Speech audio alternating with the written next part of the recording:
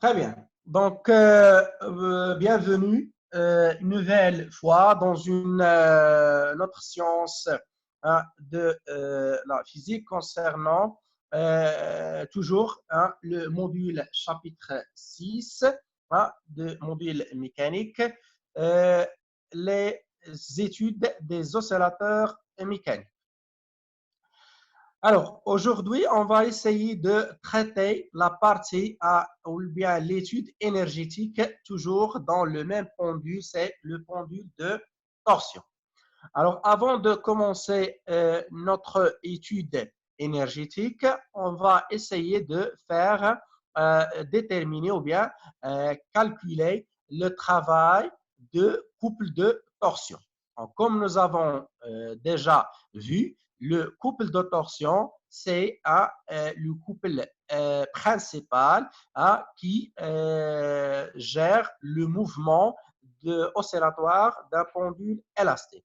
Alors, comme nous avons déjà vu pour le pendule élastique, on va faire la même chose pour déterminer le travail de couple de torsion. Alors, le travail de couple de torsion appliqué par le fil de torsion de constante C lors d'un déplacement de θ1 vers θ2. Comme on a déjà dit que le couple de torsion, ce n'est pas une force constante, donc il faut passer par le travail élémentaire. Alors, le travail élémentaire du couple de torsion, c'est égal à quoi? Donc, le moment du couple fois l'élément de l'abscisse angulaire fois d de θ. Avec le moment de couple de torsion, c'est égal à moins c fois θ, où c, c'est la constante de torsion, toujours en newton mètre radian moins 1 radian moins. Alors, le travail global du couple de torsion lorsque le pendule passe d'un état où l'abscisse angulaire prend la valeur θ1 vers un état final où l'abscisse angulaire devient égale θ2, c'est égal à l'intégrale de quoi? De d de w, de travail élémentaire de θ1 vers θ2. Donc, le travail élémentaire, c'est égal à quoi? À l'intégrale de θ1 vers θ2 de moins c fois θ fois d de θ. Donc, on a ici mc fois d de θ, on remplace seulement mc par moins c fois θ. Alors, comme nous avons déjà dit que la fonction qui fait relier chaque θ par l'image moins c fois θ, c'est une fonction continue sur l'intervalle θ1, θ2. Donc, on fait l'intégrale de la sommation discrète devient sommation intégrale. Donc, le calcul de cette intégrale nous a permis de trouver que le travail global effectué par le couple de torsion lorsque le pendule passe d'un état θ1 vers un état θ2 est donné par 1 sur 2 C fois θ1 au carré moins θ2 au carré. Donc, si vous vous rappelez bien, c'est une formule similaire de quoi? Du travail de force de rappel. Donc, le travail de force de rappel, on a déjà dit qu'il est égal à quoi? 1 sur 2 K, voilà, le K, facteur de x1 au carré moins x2 au seulement j'ai changé la constante de raideur par la constante de torsion et l'abscisse linéaire x par son abscisse angulaire θ. Alors, maintenant, je passe à l'énergie de torsion, potentiel de torsion. Alors, l'énergie potentielle de torsion, EPT, c'est l'énergie toujours liée à la déformation du fil. Alors, comme nous avons déjà vu, l'énergie potentielle élastique, c'est l'énergie qui était liée à la déformation du pendule élastique à cause de force de rappel, puisqu'il dépend de la constante de raideur ou bien de l'élasticité de quoi? L'élasticité du ressort. Alors, dans notre cas, là, l'énergie potentielle de torsion, c'est une forme d'énergie liée à la déformation du fil, c'est-à-dire à la torsion de la fil. Donc, elle dépend du constante de torsion C, et puisqu'elle dépend également de la position, θ, donc elle s'appelle énergie potentielle. Potentielle, ça veut dire position, et torsion, ça veut dire qu'elle dépend de la torsion du fil plutôt, donc c'est-à-dire dépend de C. Donc, l'énergie potentielle de torsion, c'est l'énergie liée à la déformation du fil. Elle est donnée par la relation suivante. EP total est égal à 1 sur 2, C fois θ carré plus une constante. Avec C, c'est la constante de torsion du pendule. θ, c'est l'abscisse angulaire de torsion en radiane. Et toujours C, c'est une constante qui se détermine par la connaissance de l'état référentiel correspond à l'énergie potentielle de torsion. Alors, une petite remarque que je dois signaler ici, c'est que le pendule de torsion n'a pas de l'énergie potentielle de pesanteur, donc il ne possède pas une énergie de potentiel pesanteur. Pourquoi? Parce que le mouvement s'effectue toujours dans un plan horizontal, comme vous voyez ici. Donc, le plan horizontal passant par ou bien le plan horizontal contenant la barre. Donc, l'altitude Z ne varie pas. Donc, en fait, le travail du poids est toujours nul. Donc, il n'y a pas d'échange ou bien de variation de l'énergie potentielle puisqu'il n'y a pas de variation d'altitude Z. Donc, l'énergie potentielle reste toujours constante. Donc, c'est égal à 0. Donc, c'est le cas identique d'un pendule élastique horizontal. Bien, on choisit naturellement une énergie potentielle de torsion nulle pour la position ou la déformation du fil est nulle, c'est-à-dire le cas où le θ égale 0, à l'état d'équilibre, l'énergie potentielle est supposée nulle. Donc, si je remplace ici l'énergie potentielle à l'état d'équilibre égale à 1 sur 2 C fois θ d'équilibre plus la constante. Alors, θ d'équilibre, c'est égal à 0. L'énergie potentielle à l'équilibre, donc c'est une énergie référentielle, ça veut dire égal 0. Donc, j'obtiens que la constante devient égale 0. Finalement, il reste à dire que l'énergie potentielle d'un pendule de torsion définie par ces conditions est donnée par la formule suivante. EP de torsion égale à 1 sur 2 C fois θ carré égale 1 sur 2 C, comme on a déjà vu que l'abscisse, la solution de l'équation différentielle est donnée par θ égale à θm cosinus de P sur T0 fois T. Donc, je remplace θ par θm cosinus de P sur T0 plus T et j'obtiens l'énergie potentielle de torsion, c'est égal à 1 sur 2 C fois θm carré cosinus carré de P sur T0 T plus T. Donc, vous voyez bien qu'il possède une forme sinusoïdale. Donc, c'est une fonction sinusoïdale de période et de l'énergie. Donc, voilà l'expression de l'énergie. Alors, remarque, relation entre l'énergie, la variation de l'énergie potentielle totale et le travail du couple de torsion. Donc, comme la même chose, comme on a déjà démontré la relation entre l'énergie potentielle élastique et la variation de l'énergie potentielle élastique et le travail de force de rappel. Donc, c'est le même chose. La variation de l'énergie potentielle de torsion est égale à quoi? À moins le travail du couple de torsion, toujours entre θ1 et θ2. Donc, il suffit de revenir à cet état. La variation de l'énergie potentielle, c'est égal à 1 sur 2 θ2 au carré moins θ1 au carré. Et si vous la comparez avec cette expression, donc, vous trouvez que la variation de l'énergie potentielle de torsion, c'est égal à l'opposé du travail du couple de torsion. Bien.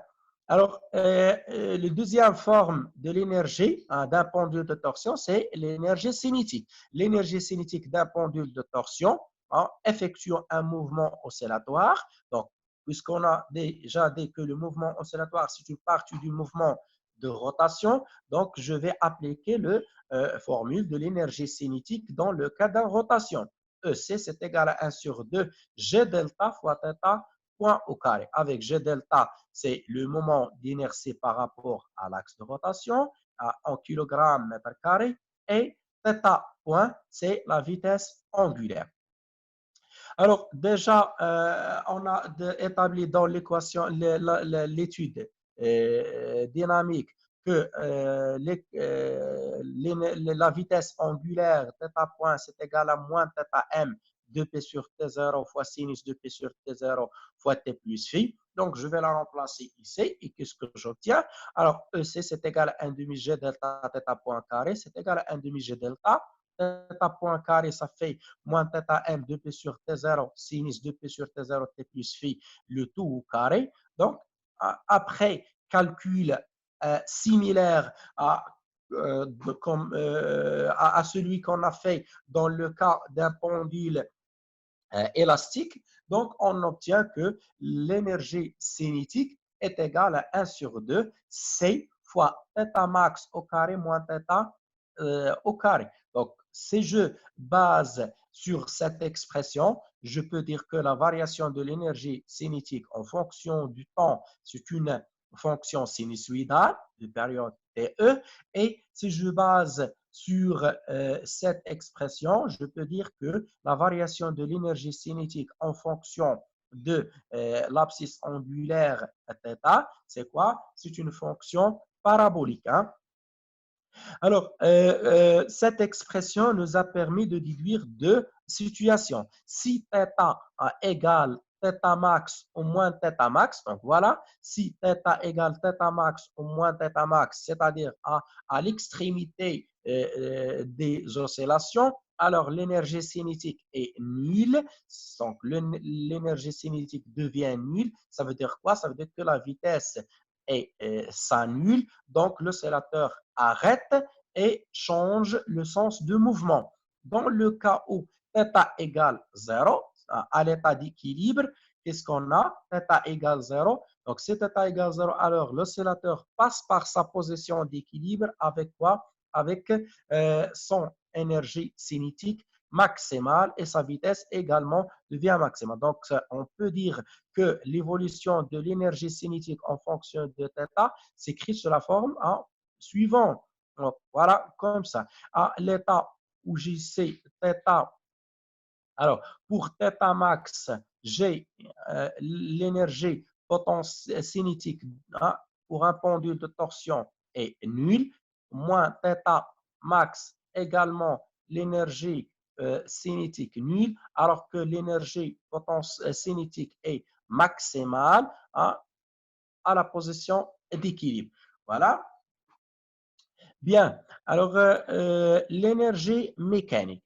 L'énergie mécanique d'un pendule de torsion, c'est la même chose. Donc, c'est la somme de l'énergie potentielle de torsion et l'énergie cinétique. Donc, on peut la écrire sur la forme EM égale à 1 sur 2 G delta fois θ point au carré plus 1 sur 2 C fois θ au carré plus une constante.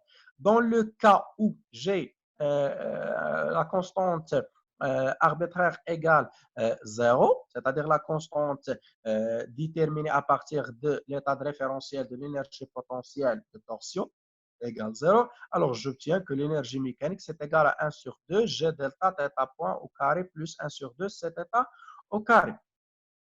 Le diagramme d'énergie, dans le cas des oscillations non amorties, c'est-à-dire il n'y a pas de frottement, lorsque la tige passe par sa position d'équilibre, en position d'équilibre θ égale 0, on a déjà dit que θ égale 0, ça veut dire quoi? Ça veut dire que θ point est égal à soit plus ou moins θ point max, c'est-à-dire que soit qu'il passe dans le sens des abscisses positives, donc la vitesse est positive, ou bien dans le sens des abscisses négatives, sa vitesse devient négative. Alors, dans ce cas-là, j'ai l'énergie potentielle de torsion nulle, puisque θ égale 0, alors que l'énergie cinétique, comme on a déjà dit, c'est maximale. Lorsque la tige passe par ces positions extrêmement, c'est-à-dire plus ou moins θ max, alors la vitesse, comme on a déjà dit, la vitesse devient nulle et l'énergie potentielle devient maximale. Donc, EPT, c'est égal à 1 sur 2, c'est θ max au carré et l'énergie cinétique nulle.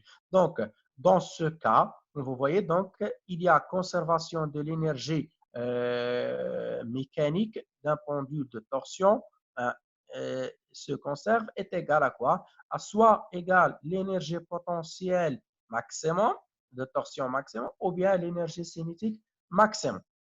Donc, les variations, comme nous avons déjà dit, donc si je utilise les expressions sinusoïdales, sinus et cosinus pour l'énergie cinétique et l'énergie potentielle, donc l'énergie potentielle et l'énergie cinétique, ce sont des fonctions sinusoïdales, alors que l'énergie totale, c'est une énergie constante. Donc, comme vous voyez sur le diagramme des énergies. Donc, à chaque instant, l'énergie potentielle est l'opposé de l'énergie cinétique, c'est-à-dire que les deux énergies sont en opposition de phase. Lorsque l'énergie potentielle décroît, l'énergie cinétique croît et vice-versa. Ça veut dire qu'au cours d'un mouvement oscillatoire non amorci, il y a toujours un échange énergétique entre l'énergie cinétique et l'énergie potentielle de torsion, de telle sorte que l'énergie totale reste constante. Alors, la même chose, si je représente le diagramme d'énergie en fonction de l'abscisse angulaire θ, donc j'aurai l'énergie potentielle, c'est celle qui était représentée en rouge, alors que l'énergie potentielle de torsion, donc c'est correspond à la courbe verte. Donc, lorsque l'énergie potentielle décroît, voilà, donc l'énergie cinétique augmente. À opposition d'équilibre, on a l'énergie potentielle nulle, l'énergie cinétique, c'est égal le maximum, et ainsi de suite. Voilà, donc une petite remarque qu'on doit faire, donc toujours la période de l'énergie, c'est égal à quoi? À la moitié de la période propre des oscillations. Voilà, donc la relation entre la période d'énergie et la période propre T0 est toujours T est égal à T0 sur 2. Donc, l'amplitude des oscillations reste constante au cours du temps. Ça veut dire quoi? Ça veut dire dans le cas où j'ai pas de frottement, l'énergie mécanique est constante, donc je peux déterminer l'équation différentielle du mouvement de l'oscillateur ou bien du pendule de torsion à partir de quoi? À partir de l'étude énergétique. Alors, en dérivant l'expression de l'énergie mécanique, on obtient l'équation différentielle du mouvement. Donc, l'énergie mécanique constante, ça veut dire que la dérivée de l'énergie mécanique par rapport au temps égale 0. Donc, dérivée sur d de t de 1 demi g delta θ point plus 1 demi c θ carré égale 0. Donc, ça sera g delta θ point θ2 point plus c θ point égale 0. Ceci veut dire que si je factorise par G delta fois θ point, j'obtiens que θ2 point plus C sur G delta égale 0. Donc, c'est l'équation différentielle de l'énergie potentielle, de l'équation différentielle vérifiée par l'abscisse angulaire d'un pendule de torsion. Donc, comme vous voyez, les résultats sont identiques ou bien sont analogiques avec l'étude d'un pendule élastique. Ce qui change, c'est seulement les constantes. Dans le cas d'un pendule élastique, on utilise la masse et la constante de raideur, alors que dans le pendule de torsion, on utilise le moment d'inertie, G delta au lieu de la masse, et la constante de torsion au lieu de la constante de raideur. Et l'abscisse angulaire au lieu de quoi? De l'abscisse curviligne ou bien l'abscisse linéaire. Donc, dans le cas d'un oscillateur amorci hein, avec frottement, c'est-à-dire il y a des frottements. Donc, l'amplitude des oscillations décroît au cours du temps. Le régime est pseudo-périodique de période T. Le régime mécanique du système ou bien l'énergie mécanique du système diminue au cours du temps, comme vous voyez sur le diagramme. Donc, à cause de quoi? À cause de la dissipation de l'énergie par effet de force de frottement. Donc, voilà la dissipation de l'énergie, donc décroît.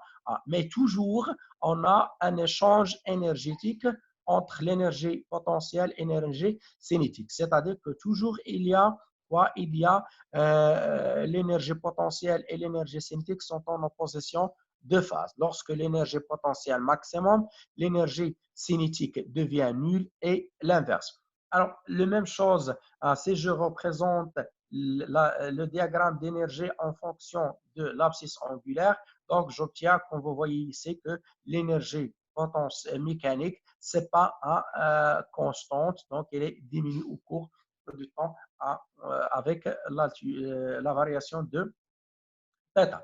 Donc, avant de